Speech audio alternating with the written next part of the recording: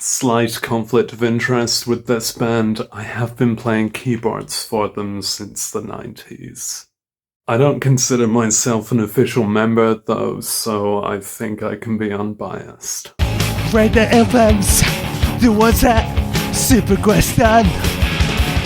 I've just recorded 3 episodes in a row where I've got a few on CD and there's a lot more to dig into, and I said I wouldn't dig into it, and then in the same video that I say that, I still dig into it. That stuff is a lot to edit, a lot to study, and it's not exactly what people are looking for. So let's just do a simple approach to Supergrass. No solo careers, not that one-off covers album that a couple of them did. I won't even mention that stuff. This is a debut album full of juvenile energy. I think if you have any preconception of Supergrass, it's probably around this age, and that's fine because it's a good version of that. They're clearly disciples of popular rock music from around the late 60s, and each of these tracks in its own way sounds like a perfected version of one of those. Except for the goof-off, dick-around tracks that are gonna have to subtract some points from it. This one has their best riffs on it, and it's nearly thoroughly exciting and impressive, but just not quite absolutely thoroughly. I'd confess to lifting that Lenny riff, but I think a lot of people have lifted that Lenny riff, unless it was already lifted from something else. To follow that up, show that you're serious, show that you have some hints of lasting impact as a band. That's what they've done in making a more refined, more consistent, more serious sequel.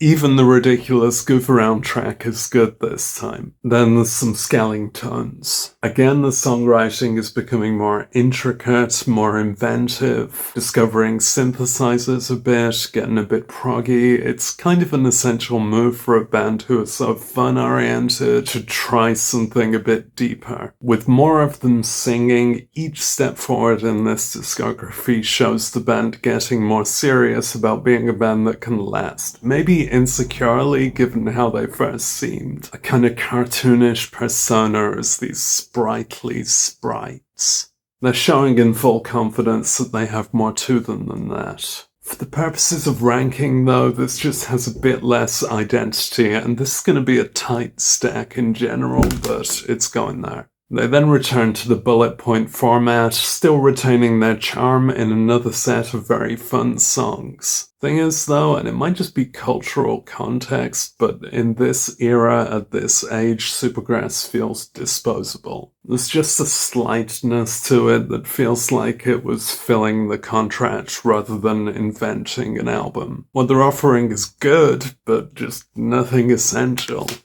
Maybe they knew that at the time because the next move they went was to go all straight-faced, break out the acoustic guitars and make a record of somber chansons. I thoroughly support every band's right to do that for one album, but that doesn't mean it suits everyone. Becoming all serious like this is not becoming of Supergrass. They're delivering this mopey music and lyrics that they're not exactly made for. Maybe this would have suited a kind of solo career spin-off, but it's not a satisfying product as a Supergrass album. It doesn't help that their obvious debt to existing music culture, which was once just the center point around which they could be inventive, now means they're just wholesale taking Kate Bush and Kinks riffs and pretending they're their own songs. With the wrong ideas, the wrong execution, and quite few tracks, one of which is a pointless, silly instrumental, it's quite easy to place this